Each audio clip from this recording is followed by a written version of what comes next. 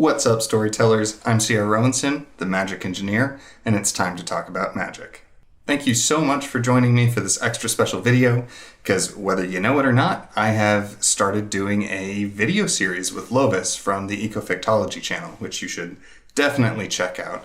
But this series is Spells and Specialists, where we use stories and magic systems to teach technical topics and communicate science. And we do this by having a number of guests on. If you want to know more about the series or the show or whatever, you can check out our intro video, and that's over on Ecofictology. I'll put a link and a card up in the video. Our first guest, this is this is one of the episodes with our first guest, Dr. Moiya McTier, who is an astrophysicist and a folklorist. She runs the Exolore podcast and is just a terrific person to talk to.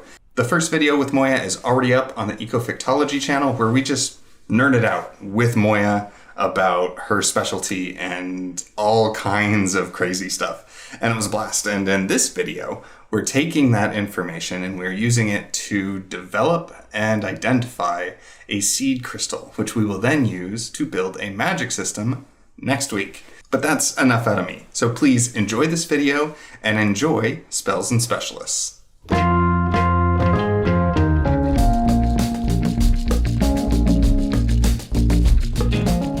So so many questions. We could keep digging into this like forever. I think that's really the problem with having Lovis and I do this, is we will just keep asking questions like forever. Because we're nerds. So, oh boy. Okay. I don't really want to rein it in, but I feel like we should a little bit. I feel like we need to. Because I can feel myself on the slippery slope here. Mm-hmm. Mm-hmm. There are so many, because I think we've covered, like you say, we've gone all over the place, and probably in terms of the level of detail that you could go to, this has been fairly, high level, like surface, scratching the surface of what we could talk about. But that's probably a good place to be as a starting point. So we could transition into the next portion where we start getting the creativity going a little bit. Well, so what I wanted to ask is we have all of this information, which is super cool, and because of what I have been doing with my own metaphors with crystals and crystalline structures, I now just see stars as giant thermal crystals, but that's a whole different thing. I mean, why writing not? That down. So, could be, right? What are of everything we have talked about, what are like the three main things that if somebody were to write a book, or you were to write a book of what we were covering, what are like the three main things that you would want to communicate and teach through this magic system and story we're going to develop? Yeah. I know. What are your three favorite things? Three favorite things, yeah. Okay. Well, I'll start with, when people ask me, oh, what's your favorite space fact about stars? This is what I say most of the time. I love that you can look at a newborn star and measure its mass and then basically predict how the rest of its life is going to go with very little uncertainty. It just makes me so happy. Yeah. It's like dog's paws. When they look at dog's paws and they're like, he's got big paws, he's gonna be a big dog. Yeah, but like even more than that, because it's like, oh, the dog's paws, it's gonna be a big dog and it's gonna die in 11 and a half years, and it's going to, like, when it's dying, it's going to move at this average pace. Like, we can know so much about a star just based on the mass it has when it's formed. It's really, really cool. That is very cool. Yeah, it's like very predictive, in a way, clairvoyant almost. Clairvoyance. Dropping some terms. I know how to spell that. So that was one. Other facts.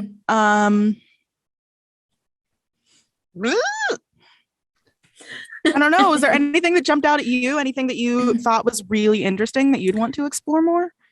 I really like the clusters. I really like the clusters of stars that like they're moving around and that they're separating, but also that that you look at them like populations and you kind of know about the age of them. And like I'm picturing like all these different population dynamics figures that I look at all the time with age distributions and things like that. And that's what geeks me out, is that all of these things you're talking, well, you used to talk about nurseries, not anymore so much. Nursing homes now. And that we have populations. You said evolutionary tracks. I do evolution on a daily basis. You're talking about life cycles. You're talking about all these things. All the terms are the same. Okay. That's my new favorite thing. Okay. Clark is trying to choose between 10 different favorite yes, things. I'm trying to distill these things down because I want to just take everything that we have done and like pour it all into a magic system, but that will be like an unnecessarily complicated and convoluted magic system, which I would love to deal with, but would not work for everybody. I think the big things that I'm hearing as we're talking about all of this is the set life cycle and what that looks like. So like if we were going to teach something, would be like the that there is a set life cycle, and teaching the generalities of those life cycles. And the other part of that, I think, would be the low mass, high mass. Like you kind of have to have that, because those are the two main divergences, right? Main point of divergence. Would you agree with those, Moiya? Would you think that those are important things to teach? Yeah, for sure. I'm trying to figure out if there are other important distinctions for stars, and mass is definitely the biggest. But maybe age, like maybe when in the galaxy's lifetime it was born, because that, well, really I'm thinking about the amount of heavy elements inside the star. We call that the metallicity of the star. I like that. Metallicity. Clark, I'm sure you won't like this, but we consider anything heavier than helium a metal in astronomy. No, I mean, seriously, when you look at the periodic table, that's kind of how it works. You have the gas column, then you have a small region of non-metals, you have the metals, and then the entire middle is metalloids. So okay, cool. Most chemists I've ever talked to have been real salty about our nomenclature. I mean, I get it. As far as you're concerned, chemist. Yeah, that's nice. It's all a matter of perspective. Okay, so it's okay. I think it sounds like the main three things that would be important to teach, from which we could branch off in any number of directions we wanted, would be the basics of the set life cycle, the concepts of high mass, low mass, and metallicity.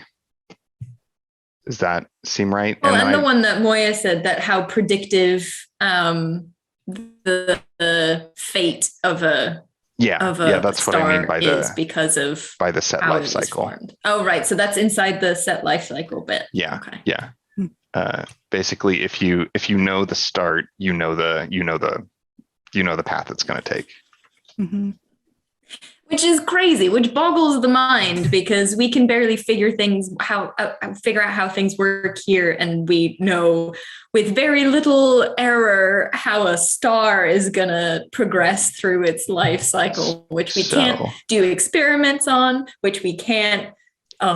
That's one of the really cool things about space. We talked about this in one of our test runs. Is space is just really freaking big, which makes it a actually really ideal experimental vacuum.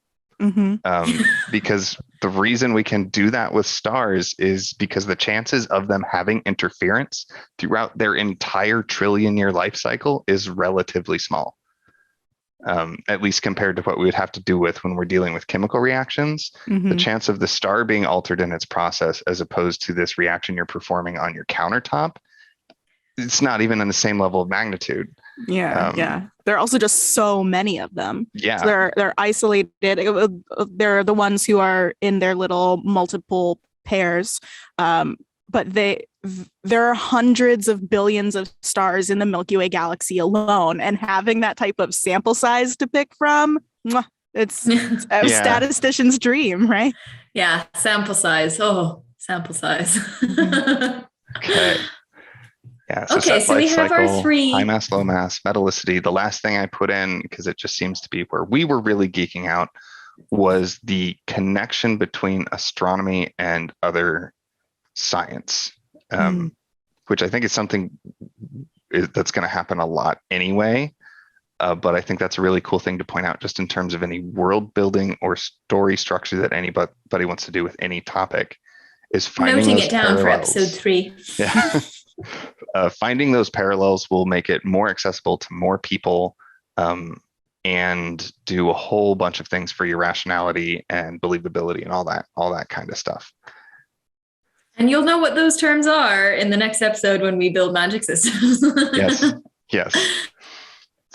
Yes, cool. Okay, so we have our 3 main little take-home messages, and I mean, I know that was a bit of a team effort, but Moiya, what would you want to achieve? Like, if what we're doing here is we're creating a magic system and a story about all of this amazing science. What would you want to achieve? Do you want to change people's perceptions of the field? Do you want to generate some excitement for the field? Do you want to encourage some kind of behavioral change, or like really teach people about the details? Sorry to cut you off and make you do all of that again, but I wanted to remind you need to feed your dog. So we're kind of at a good point that if you want to do that, we could take a quick break and then come back in there. Okay, we could take a break now if we want. Yeah, I can be back in like 2 minutes. Okay. Because I need to use the restroom as well. Sorry, like that was a really good spiel. I'm like, but I'm sitting here weird with my finger up, and we should probably just start that over. Sorry, I didn't see it. Okay, I'll be right back. And we're back. So I'll say we're back. The dog is fed. He's fine. Not dying for now. Not dying. He was asleep anyway. So. Okay. Back into the astrophysics mindset. Okay, so we have our 3 take-home messages, the 3 things that we want to communicate. And I know that was a bit of a team effort, but Moiya, why these 3? What are you hoping to achieve? Like, with what we're doing here, we're building a magic system and we're creating a story to communicate these things. Why? Are we trying to change people's perception of a field? Are we trying to generate some excitement for the field? Are we trying to encourage some kind of behavioral change, or really teach people the nitty-gritty details of astrophysics? Like, what is your goal? I mean, some basic conceptual understanding of things is always great. I would like to get that across if possible. But I think actually having taken a moment to really reflect on what I want out of this, I think it'd be nice if people got an appreciation for how astronomy isn't experimental in the traditional sense, how it's more observational. But because we have this amazing playground of stuff to observe, we actually can do really cool population statistics. So I guess I find that very cool too. Yeah, like the indirectness of our knowledge as astronomers is really interesting to me. Yeah, okay. I like that. Interesting. That is going to be interesting to work in for sure. I knew you would think so, Clark. Not straightforward or easy, that, Mhm. but that's okay. Yeah, I like got That it into is my okay. mind, a magic system where you can't be looking directly at something in order to influence it or something. I don't know. Yeah. I like it. You're already in the right mindset for this. I like it. We're writing it down. Can't look directly at it. What am I thinking of? Like a basilisk. You can't look directly at it. Or the sun. A Medusa. Yeah. Or the sun. A Gorgon. That's what we're dealing with. Mhm. That was it. Yeah, that's another one. Okay. I like it. Astrophysics is the Gorgon of. I guess I should have said this at the science. beginning, but like all of the times I'm doing this, it's because I'm taking notes, and that's happening a lot. Yes, and all the time I'm doing this is because I'm taking notes. Okay. And Moiya just knows all of this stuff. She doesn't have to do it. Well, you two are taking the notes for me, so That's true. We are. So we are had taking talked about this a little bit before, but I do want to retread this because this is very important for getting to our seed crystal. And that is, I want to know what is it that sparks your interest in either a story you want to tell or a story you're reading? Is it consistently one thing? If so, what is it? Is it imagery? Is it a specific scene? Is it a part of the character? What is it that really grabs you or really ignites all of the ideas? when I am consuming fiction, I like a good plot.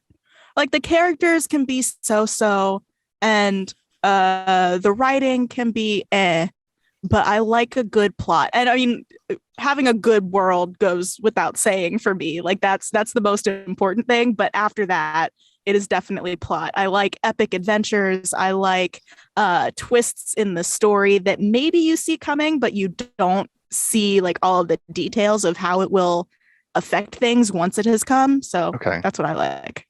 Okay. And when you are thinking up stories, is there usually, so for example, because I am completely one-dimensional and everything, I'm completely one-dimensional, everything comes from magic systems. So like with very few exceptions, most of my stories come from I had an idea about a magic system and that led into plot ideas, which led into character ideas or vice versa. Do you have something like that where all of your ideas, I guess, spawn from, for lack of a better word? I mean, yeah, world building is where it comes from. But also, I think we talked about this in the like trial runs too. I am a very visual thinker, so I often can visualize a scene that would inspire a story. I really wish I could draw better because in some ways I feel like I would get more out of just getting that scene out of my brain onto a piece of paper than writing the story, because the scene is much more vibrant in my head than the story surrounding it. Okay. So you like scenes that provide that instigate lots of questions while also providing lots of context. Yeah. But yeah, lots of context and leave stuff open for exploration. Right. With a heavy dose of a great setting and a great world building. Yeah, so I built a world on Exolore called the World of Freedom, and it was a world that was physically so big that continents were really far apart, and something like the Atlantic slave trade never happened. And so I've been trying to put a story in that world for a really long time, but all I have in my head is this scene of a young girl, and I can like see her in profile. I can see the braids on the side of her head that people have put on her to map out like their travel path. I can see that, and then the rest of the story is just like not really coming to me. Yeah. I like the image though. Like there's world building built into it. There is. Okay. Yeah. Do you have like favorite magic systems that you really like the way they're done or that they really inspire you? Yeah, that you might want to simulate even in the smallest way. and what we're going to be doing? I do like a harder magic system. I do like a more rational magic system, to use your language, Clark. And I love nature magic. Okay. I love elemental magic. I love fairy stuff. I had a thought. Sorry. Okay. No, it's good. It's good. I've hooked onto the word elemental, but we'll move on. Fairies. Okay. Okay. So nature magic, elemental magic, fairies. Do you find yourself drifting towards a specific grouping between magic, advanced tech, magic tech, or monsters? Ooh. I mean, I am always drifting more towards magic, but I don't know.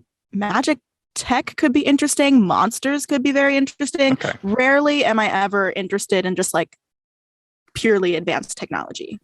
Okay. Okay, so multiple facets, because you can't have multiple. And I guess the thing I need to add to this list would be wondrous environmental effects. Because that's a thing. And some people, I don't want to say get stuck, but they really get focused on or really like to work in a specific space. And even if that's not what we do, ultimately with this magic system, it is good knowing what your tendencies are, because that makes it easier to get things rolling. Yeah. Yeah. No, we like a lot. So are you going to make me choose one of those now? Is that where this is going? No, okay. Just you don't have to. Yeah, just needed to know your tendency. I was going to say this whole story started with me not being able to choose.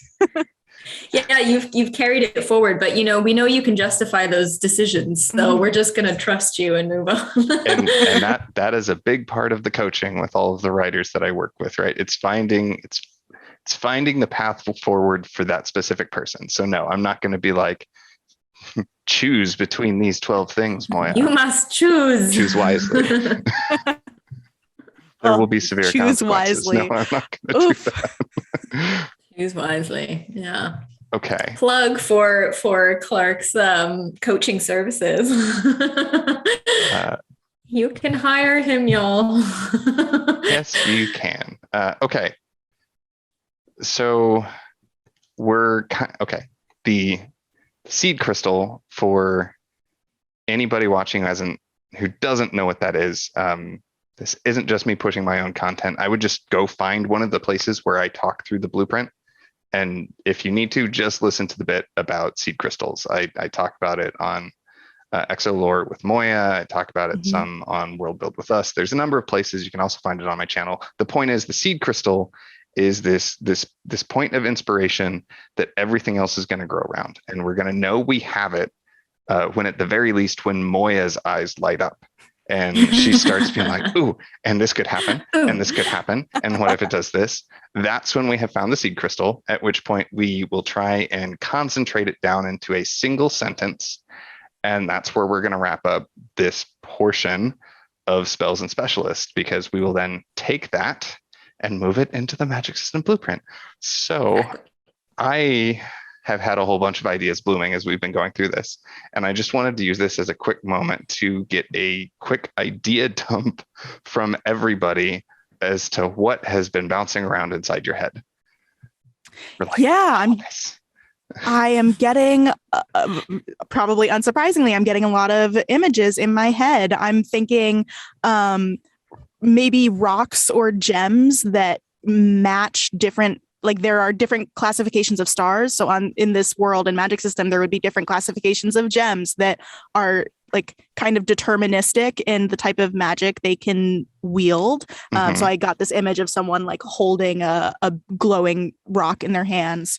Also, I'm picturing actually a lot of disability-based magic. Like if this is an indirect magic system and you can't be able to perceive it in its entirety in order to enact magic on it.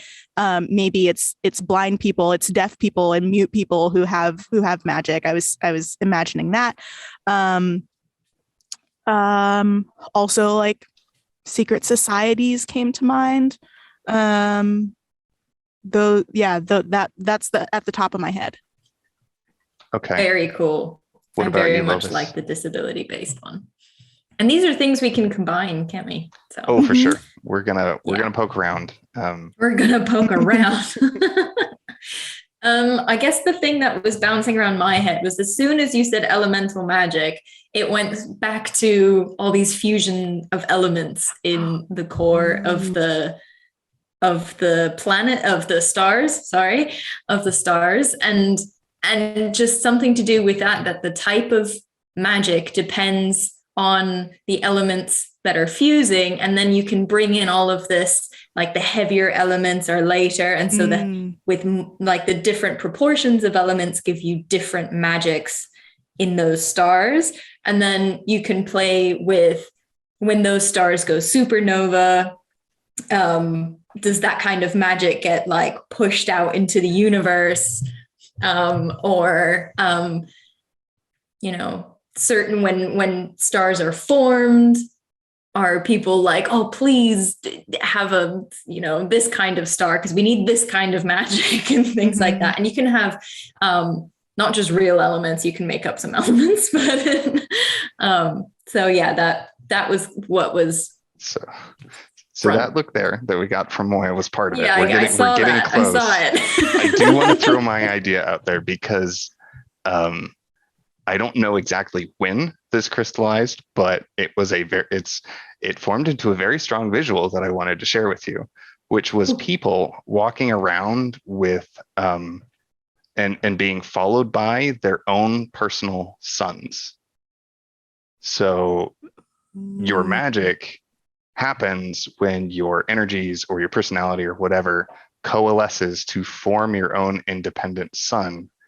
And then we can basically do a miniature version of all of the study people have to do about the stars, because you can't actually study somebody's star on them. Well, you can't actually study the star. All you can do is study what the people can do and how they interact and how their powers change over the course of their lives. So can other people see your personal star? I mean, that was my visual, is people being able to bring it in and out of vision. So like specifically what I was picturing was a couple of people in a dueling arena who are just standing there. And then one person has this like bright blue orb appear behind their head. And another one has 3 that are spinning around each other. That was the visual I had. Ooh. That is a very concrete visual, isn't it? Mm-hmm. It's sounding to me almost like the Damon system. Yeah, I was the Golden just thinking Compass. that. I didn't think that, but yeah, and I'm not surprised because I know all 3 of us love that. Ooh. Sorry, I have to close my blinds because I'm actually being blinded. Mm-hmm. Interesting. I like that a lot. But yeah, so then, but that was my thought. Is then people have to study the individual stars the same way we have to study actual stars. Mm-hmm. Everyone born with their own private star. And you may not be born with it, but that's where your magic comes from, is when you develop. Hang on. I thought we were gonna break there. I'm sorry. I'm sorry. I got too excited. You went on without me. We were just. Oh, what did I miss? I was just saying I got really fixated on that because then you could only study people's magic stars the same way that we can study actual stars. And I did have one other visual / idea that came up when we were talking about the life cycle of low mass versus high mass. And that would actually be monsters of some kind that when they're born, I just pictured them having some kind of sun core. And once you know what type of core they have, you will have an idea of like how long they're going to live, how violent they're going to be, and stuff like that. So how you can vanquish them. Yeah, to the point where they're like, okay, so if you see one that looks like this, you need to leave it because that would be population X or whatever, and they are extremely violent and tend to have these types of special effects. But that's because I have been rereading He Who Fights with Monsters because I love that series. But those were the two things I had was the idea of like sun-powered monsters and people with their own personal magic suns. I like it. Ooh. Yes. We like that face. We like that face. Okay, so if people have their own magic suns that determine what type of magic they can wield, and the properties of the suns are similar to stars out there, there are going to be stars that burn faster. So some people will lose their stars over the course of their lives. And I'm thinking there should be a consequence for that, right? Like, what if after you lose your magic star, you get a shadow? And it's like a dark counterpoint to a magical star. I like it. Okay. What was the face you just made, Clark? Was it just happy of what she just said, or was there another thought? No, there's so many things here, which I think the crystal. So now okay, hang on. I'm gonna crystals, screen share crystals. Now. All right. Oh, it's mind map time. Oh, visuals. Yes. Which just is a side point. So take home messages. All right, I'm gonna have to get you guys ready for this because is it big? Oh my. Okay. And it gets worse. There's more in various places that I'm not entirely sure where all of them are, but that was the note-taking bonanza. That was the first part of all of the note-taking bonanza. Oh, I won't even show you mine. Yours is all pretty and rainbow. It does it for me. That's the real trick. Okay, so here's what we've got in terms of the seed crystal, right? We have everybody develops a personal magical star. I put that in there twice. Creatures fueled by miniature stars, rocks or gems that match different classifications, someone holding a glowing rock in their hands, disability-based magic that you can't experiment with it directly, types of magic determined by the elements that are fusing, and when your star burns out, you are left with a shadow. So we've got a lot here, and now the hard part is condensing this into a single sentence. Well, I mean, the when your star burns out, you're left with a shadow. That goes with the first one, doesn't it? I mean, okay, sorry, I just had a thought. So if people have their own personal suns, do animals and creatures and plants and stuff have their own personal suns too? You could combine, people could have their suns kind of externally, maybe because we're not so connected to nature anymore. But they very well. I'm cutting you off because they very well might. But that is the that is the I had the word. That is the realm of prevalence in the magic system blueprint. Oh, okay. So we actually need to hold off on that. Well, my only point was that multiple of these, they don't have to be discrete ideas. Multiples of these can be in the same idea. None of these are going to be deleted. I'm just gesturing off, like you can see what I'm pointing to. None of these are actually going to be over here things. None of these are actually going to be deleted. We just need to bring it back to a single core sentence so that anytime we're stuck, that's something that we can go back to. They're like, okay, this was the main drive. Let's rebuild off of that. So I think, which I feel kind of bad because I feel like I kind of took control over this saying personal stars. I mean, it was a great idea. It We was a latched great on. idea. Yeah. I like it. And you can combine, you can incorporate them all in the same way. So I think the seed crystal is that might be something along the lines of magic potential forms into miniature stars. And I'm trying to think of the quality, the word here. It determines the Classification. it determines everything nature? everything about like the life cycle, like the nature of the magic, how it's magic potential forms into miniature stars that determine the nature of the magic. Oh, it's very cyclical, isn't it? Nature of a person's magic. Yeah.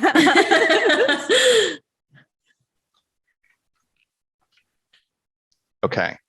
I like it. Yeah. So we know that's a seed crystal because all of our eyes are just bright and shiny and we want to keep talking about it. I love it. Oh, this is so cool. Yeah, this is great. I'm I'm like bursting with questions. Does everyone get magic? Like what Exactly. determines what type of star you get? Like I want to get into it. Oh man.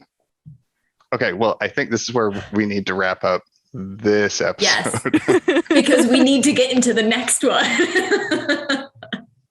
Desperately. Yes. Well, yes. I mean, there is no question. There's no question that we have found our seed crystal. That is all for this episode of this part of the episode of Spells and Specialists. Thank you so much, Moiya, for joining us today and for being our guinea pig for this session. Where can viewers find more information about you and your work and your book and your podcast and all of the many, many things that you do? Yes, here's my list of links. No, you can find They will all basically be in the description. Amazing. They will all be in the description. But. Okay, cool. Then I won't spell anything out, but you can find me on Twitter. I'm pretty active there at GoAstroMo. And my pinned tweet is the link to my book where you can pre-order it. Yeah, because I'm not going to give you like a link to go follow, but it's called The Milky Way, an Autobiography of Our Galaxy. It's coming out in August of 2022. I'm very excited. You can pre-order it now, and I hope you do. And you can listen to Exolore wherever you get your podcasts or find it on social media at Exolore Pod. It's EXOLORE. Love it. And if you are ever struggling with ideas about your own world or anything, go listen to Exolore for a little bit. You'll get more ideas. Yes, you 100% will. And you'll learn something, which is, the best part, right? That's the goal. Yeah. To learn, have fun, and be inspired, get those creative juices flowing. There you go. That's the video. We had so much fun recording this. I'm sure you have some idea now, but still, it's crazy. And we have already recorded the next part, and that is going to be going up on my channel next week, where we continue with Moiya to take this seed crystal and build it into a magic system. Primarily, we run it through the magic system blueprint and do a couple of other things to it.